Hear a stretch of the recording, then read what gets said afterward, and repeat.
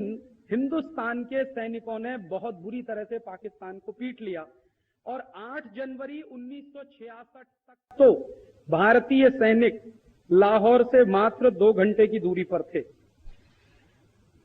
माने और 2 घंटे 3 घंटे का समय मिला होता तो शायद लाहौर में तिरंगा झंडा होता, ये हो सकता था उस समय। लेकिन तब एक मुश्किल आई। मुश्किल क्या आई कि जब पाकिस्तान ने देखा कि पिटते जा रहे हैं और हर इलाका भारतीय सैनिकों के कब्जे में जा रहा है, और पाकिस्तानी जो प्रधानमंत्री थे, जो उनके सेनाओं के बड़े अधिकारी थे, उनकी इमरजेंसी मीटिंग हुई और उसमें उन्होंने कहा कि अगर 2-3 दिन में लाहौर कब्जे में गया तो हफ्ते भर के अंदर कराची भी जाएगा, इस्लामाबाद भी जाएगा, पेशावर भी जाएगा, सब चला जाए, और 10-15 दिन में हो सकता है पूरा पाकिस्तान चला जाए। और पाकिस्तान में कुछ ऐसे ग्रुप थे जो हिंदुस्तान की सेनाओं का समर्थन भी कर रहे थे। सिंध प्रांत के लोग थे जो पाकिस्तान का नहीं, भारतीय सेनाओं का समर्थन कर रहे थे।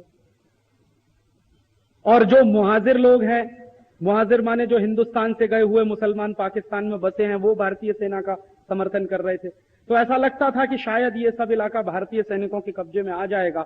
और शास्त्री जी ने तो मैंने बताया कि खुली छूट दे रखी थी, उनको कभी इस बात की तकलीफ नहीं थी कि भारतीय सेना कहां तक जा चुकी है।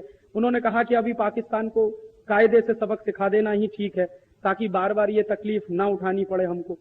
तो उनका भी पूरा पाठिंबा था, शास्त्री जी का, कैबिनेट का पूरा पाठिंबा था। सेनाओं का उत्साह बहुत बड़ा हुआ था उस समय, और भारतीय सैनिकों की तैयारी भी जबरदस्त थी। वो सब होते हुए हमने वो किया।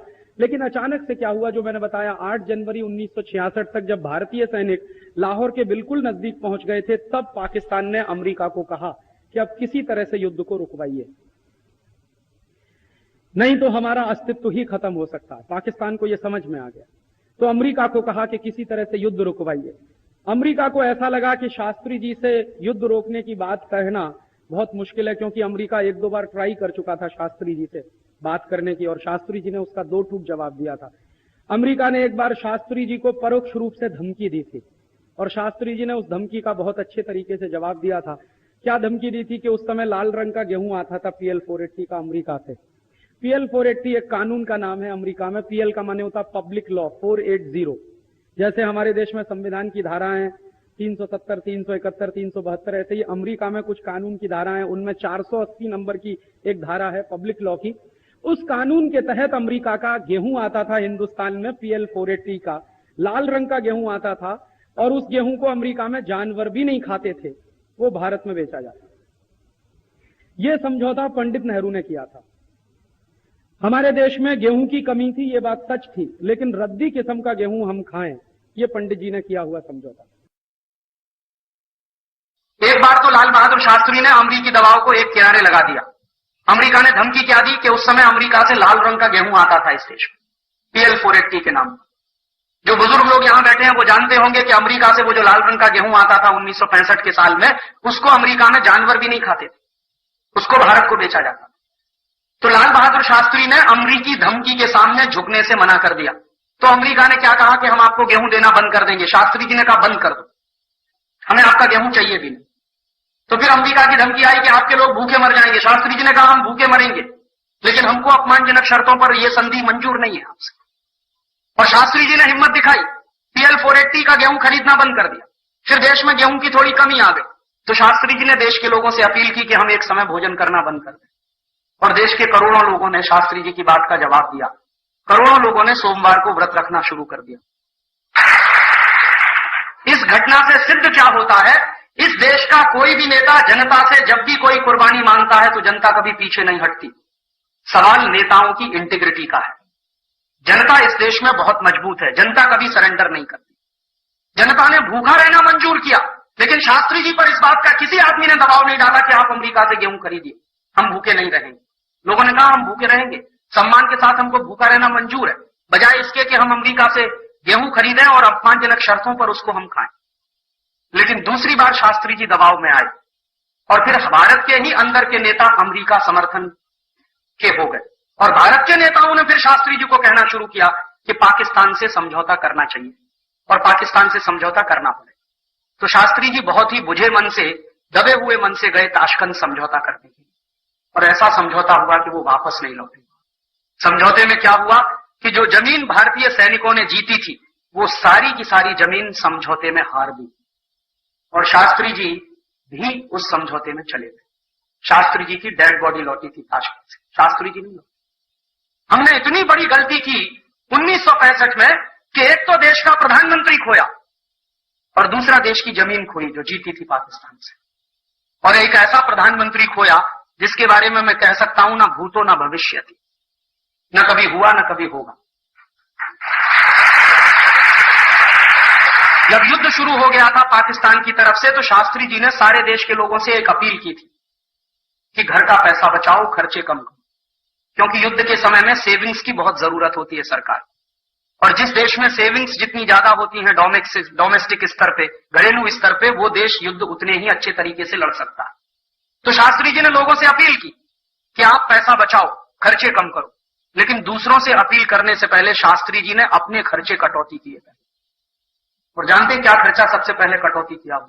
उनके घर में एक बाई आती थी उनका कपड़ा धोने की, तो शास्त्री जी ने बाई को कह दिया कि कल से तुम कपड़ा धोने मत आना मेरे। तो बाई ने पूछा कि कपड़ा कौन धोएगा, क्योंकि उनकी पत्नी की तबीयत खराब रहती थी। ललिता शास्त्री उस समय बहुत बीमार रहती थी, तो शास्त्री जी ने कहा मैं खुद धोऊंगा। कपड़े तो ज्यादा रखते ही नहीं थे, 2 जोड़ी कपड़े रहते थे, 1 जोड़ी सुखाते थे, 1 जोड़ी धोते थे। 2 धोती थी उनके पास, 2 कुर्ते थे, 1 जोड़ी चप्पल थी, और 1 खादी की बनियान रहती थी, 1 अंडरवियर रहता था। ये कपड़े थे उनके, तो उन्होंने कहा मैं खुद धो लूंगा। फिर दूसरे अपने घर में कटौती कैसे की उन्होंने? भारत के प्रधानमंत्री की बात देखिए, उनके घर में एक बाई आती थी उनके कमरे में झाड़ू लगाने के लिए, पोछा लगाने के लिए। उन्होंने कहा तुम भी कल से मत आना। तो उस बाई ने पूछा घर में झाड़ू कौन लगाएगा? उन्होंने कहा मैं मेरा कमरा साफ कर लूंगा, बाकी अपने बेटों को कहूंगा कि वो सब घर की सफाई करें, क्योंकि मैं पैसा नहीं दे सकता, दूसरों से मैं कह रहा हूं तो पहले मुझे करना होगा। उसके बाद तीसरी घर की कटौती कैसे की उन्होंने? उनके घर में एक ट्यूटर आता था जो उनके सबसे बड़े बेटे को अंग्रेजी पढ़ाता था। उनका बेटा अंग्रेजी में फेल हो गया, तो एक बड़ा ट्यूटर आता था घर में पढ़ाने के लिए। तो शास्त्री जी ने कहा कि कल से तुम मत आना। तो उस ट्यूटर ने कहा कि आपका लड़का बहुत कमजोर है अंग्रेजी में, और वो पास नहीं होगा तो 1 साल उसका बर्बाद हो जाएगा। उन्होंने कहा इस देश के लाखों करोड़ों बच्चे फेल हो जाते हैं, मेरा बेटा भी फेल हो जाएगा, कौन सी इसमें खास बात? मैं कोई विशेष आदमी तो नहीं, एक साधारण आदमी हूं मैं इस देश का। तो वो ट्यूटर भी हटा दिया। इस तरह से अपने खर्चों में कटौती की एक ऐसे व्यक्ति ने जो उस समय भारत का प्रधानमंत्री था। आज तो कोई नहीं दिखाई देता ऐसा नहीं। संकट की स्थिति तो आज भी है इस देश में, आर्थिक हालत तो बहुत खराब है इस देश में। बताइए कब प्रधानमंत्री या राष्ट्रपति ने अपने खर्चे में कटौती करने की कोई बात कही? आज के नेताओं ने तो अपने खर्चे 3-3 गुने बढ़ा लिए। आपको मालूम है सभी नेताओं की पगारें 3-3 गुनी बढ़ गई। अभी पिछले 1 महीने से प्रधानमंत्री की पगार 3 गुनी बढ़ गई, राष्ट्रपति की पगार 3 गुनी बढ़ गई, मुख्यमंत्रियों की पगारें 3 गुनी बढ़ गई, राज्यपालों की पगारें 3 गुनी बढ़ गई। देश की आर्थिक हालत बहुत खराब है, सरकार के पास पैसा नहीं है, और प्रदेशों से आने वाली मदद भी रुकी हुई है क्योंकि आर्थिक पाबंदी है। वैसी स्थिति में मुझे ऐसा लगता था कि ये सब नेता लाल बहादुर शास्त्री वाला उदाहरण पेश करेंगे कि पगारें नहीं लेंगे 1-2 साल के लिए, देश की स्थिति जब तक सुधरेगी नहीं। लेकिन इन सब नेताओं ने तो अपनी पगारें 3-3 गुनी बढ़ाई। इसलिए मैंने कहा था कि शास्त्री जी ऐसे व्यक्ति थे ना भूतो ना भविष्यति। शायद ऐसा नेता मिलना बहुत मुश्किल है इस देश में। और क्या हो गया था, युद्ध जब शुरू हो गया था तो एक दिन शास्त्री जी की पत्नी ललिता जी ने कहा कि आपकी धोती फट गई है, आप एक नई धोती ले आइए। तो उसने कहा कि बहुत अच्छा ये होगा कि तुम उसको सुई धागे से सिल दो। अभी नई धोती लाने के बारे में मैं कल्पना नहीं कर सकता, क्योंकि मैंने सब कुछ छोड़ दिया है, पगार लेना भी बंद कर दिया, तो पैसा तो है नहीं, मैं नई धोती लाऊंगा कहां से? जितने कम से कम खर्चे में तुम घर का काम चला सको उतने की बात करो। तो उन्होंने पूछा अपनी पत्नी से कि बोलो कितने कम से कम पैसे में घर का खर्च चल सकता? तो उनकी पत्नी ने कहा कि कुछ 300 रुपए में चल जाएगा। तो उन्होंने कहा ठीक है 275 रुपया कल से मैं दूंगा, और कोशिश करो कि 25 रुपए की भी कटौती हो जाए किसी तरह से। ऐसा प्रधानमंत्री था इस देश का जिसको हमने खोया 1965 की शांति वार्ता। एक तो जमीन खोई इस देश की, दूसरा ऐसा शास्त्री जी पर बहुत दबाव होता था कि अमेरिका और यूरोप की कंपनियों को भारत में आने दो। शास्त्री जी ने ना कह दिया कि कोई भारत में अमेरिका और यूरोप की कंपनी आएगी नहीं, क्योंकि हमने गलती से एक कंपनी को बुला लिया था, तब तो देश को 250 साल की गुलामी झेलनी पड़ी। अब दोबारा से विदेशियों को बुलाएंगे तो पता नहीं कितने 1000 साल की गुलामी आएगी। तो उन्होंने किसी विदेशी कंपनी को आने नहीं दिया। स्वदेशी तकनीकी का विकास, स्वदेशी कंपनियों का विकास, स्वदेशी उद्योगों का विकास, स्वदेशी खेती का विकास, ये सब कुछ उन्होंने इस देश में अपने अभिक्रम से किया। दुर्भाग्य हमारे देश का, जो मैंने कहा। और एक साजिश हुई, एक षड्यंत्र हुआ कि सत्ता के 18वें महीने में ही उनको हटा दिया गया रास्ते से, कुर्सी से ही नहीं उतार दिया, उनको इस दुनिया से विदा कर दिया। आपको मालूम है पाकिस्तान का हमला हुआ था इस देश पर, उस हमले का शास्त्री जी ने करारा जवाब दिया था। और शास्त्री जी ने ये जो जय जवान जय किसान का नारा दिया ना, तो जवानों में इतना जोश था कि लाहौर तक का पूरा इलाका भारत की सेना के कब्जे में आ गया था, लाहौर तक। बाद में पाकिस्तान गिड़गिड़ाने लगा, पैरों में पड़कर रोने लगा, शास्त्री जी के सामने मिमियाने लगा पाकिस्तान। गलती पाकिस्तान ने की थी हमला करके। पाकिस्तान को अंदाजा नहीं था कि भारत की फौज इतना करारा जवाब देगी, क्योंकि पाकिस्तान इस गफलत का शिकार था कि 1948 में जब पाकिस्तान ने 47-48 में जम्मू कश्मीर पर हमला किया था और भारत की फौजें उस समय उतनी तैयार नहीं थी। हालांकि जवाब उस समय भी दिया था भारत की फौजों ने, पाकिस्तानी फौजों को भागना पड़ा था, लेकिन पाकिस्तान को 1965 में ये गफलत हो गई कि फौजें हिंदुस्तान की ज्यादा तैयार नहीं है, तो उन्होंने हमला कर दिया। लेकिन तैयारी इतनी जबरदस्त थी कि पाकिस्तान को करारी हार का सामना करना पड़ा और लाहौर तक पाकिस्तान हार गया, भारत की सैनिकों का कब्जा हो गया। फिर शास्त्री जी गए सोवियत संघ की पाकिस्तान के राष्ट्रपति और प्रधानमंत्री कब्जे में आए थे, वो भी वापस कर दिए जाए। इसी समझौते पर हस्ताक्षर करने के लिए शास्त्री जी ताशकंद गए थे और 10 जनवरी 1966 को उनको दूध में जहर मिला के पिला दिया गया। हुआ क्या था, शास्त्री जी का एक नियम था, जैसे सबके नियम होते हैं ना बड़े लोगों के, वैसे उनका एक नियम था कि वो अपने रसोइये के हाथ का बना हुआ खाना ही खाया करते थे। उनका एक रसोइया था जो बराबर हर समय उनके साथ रहता था, हर विदेश यात्रा में उनके साथ जाता था, हर समय उनके साथ रहता था। तो वो रसोइये के हाथ का बनाया हुआ खाना ही खाया करते थे। तो ताशकंद गए थे तो उनके साथ उनका रसोइया भी गया था। लेकिन ताशकंद में क्या हुआ, शास्त्री जी के रसोइये का अपहरण किया गया, उसको उठा लिया, शास्त्री जी को पता नहीं। उसकी जगह एक दूसरे आदमी को वहां बिठा दिया गया और उसने, शास्त्री जी रात को खाना नहीं खाते थे, सामान्य रूप से दूध पी के सो जाते थे, तो रात को उनको दूध दिया, वो दूसरे रसोइये ने बनाकर दिया और उसमें जहर मिलाया। बहुत ही तीव्र जहर था, बहुत तीखा जहर था। वो दूध पीते ही शास्त्री जी को मिचली और उबकी आने का हुआ, फिर सांस घुटने लगी। बार बार उन्होंने अपने रसोइये को आवाज दी, लेकिन वो आया नहीं, क्योंकि रसोइये का अपहरण हो चुका था और उसको ले जाकर कहीं बंद कर रखा था। थोड़ी देर में शास्त्री जी के प्राण निकल गए। शास्त्री जी के साथ जो उनके सहयोगी गए थे वो उनके शव को लेकर वापस आए। तो भारत सरकार का क्या कर्तव्य था, देश के प्रधानमंत्री की हत्या हुई थी, मृत्यु नहीं हुई थी, लेकिन सरकार ने इतना बड़ा झूठ पूरे देश से बोला कि शास्त्री जी की हृदय गति रुकने से मृत्यु हो गई है। इतना बड़ा झूठ देश की तरफ से पूरी मीडिया को बोला गया प्रधानमंत्री के बारे में। आप सोचो कितनी क्रूर है ये शासन व्यवस्था, इसका अंदाजा लगाओ। प्रधानमंत्री पद पर बैठे हुए व्यक्ति की हत्या की जाती है और सरकार के मीडिया की तरफ से सारे देश में खबर दी जाती है कि हृदय गति रुकने से मृत्यु हुई।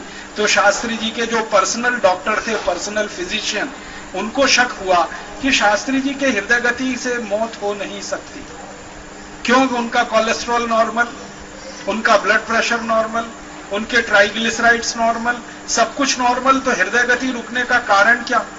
स्ट्रेस कोई था नहीं, क्योंकि जीत किया था उन्होंने युद्ध में, हारे तो थे नहीं, तो डिप्रेशन के शिकार भी नहीं थे। डिप्रेशन होता है तो स्ट्रेस होता है, स्ट्रेस होता है तो फिर ट्राइग्लिसराइड्स बहुत बढ़ जाते हैं, कोलेस्ट्रॉल भी बढ़ जाता है और हार्ट अटैक का चांस हो जाता है। युद्ध में जीते थे, लाहौर तक का इलाका कब्जे में ले लिया था, भारतीय सेना की विजय हुई थी, तो डिप्रेशन का कोई कारण नहीं था। तो उनके डॉक्टर को शक हुआ और उनके डॉक्टर ने उनका शरीर देखने की इजाजत मांगी। तो पहले तो शास्त्री जी का शरीर देखने की इजाजत नहीं दी गई उनके डॉक्टर को। फिर ये बात उनकी धर्मपत्नी ने कही, श्रीमती ललिता शास्त्री ने, तब उनके शरीर को देखने की इजाजत मिली, क्योंकि उनकी धर्मपत्नी कह रही है। तो धर्मपत्नी का बयान है आखिरी समय तक कि उनका शरीर पूरा नीला पड़ा हुआ था। हृदय गति रुकने में शरीर नीला नहीं पड़ता। शरीर नीला पड़ता है जब उस शरीर को जहर दिया जाता है। और उसके बाद भी हमारे देश की सरकार ने शास्त्री जी के शरीर का पोस्टमार्टम नहीं होने दिया। आप जानते हैं, सामान्य से हत्या के केस में पोस्टमार्टम होता है, पुलिस केस बनता है, एफआईआर दर्ज होती है, लेकिन भारत सरकार ने शरीर का पोस्टमार्टम भी नहीं होने दिया।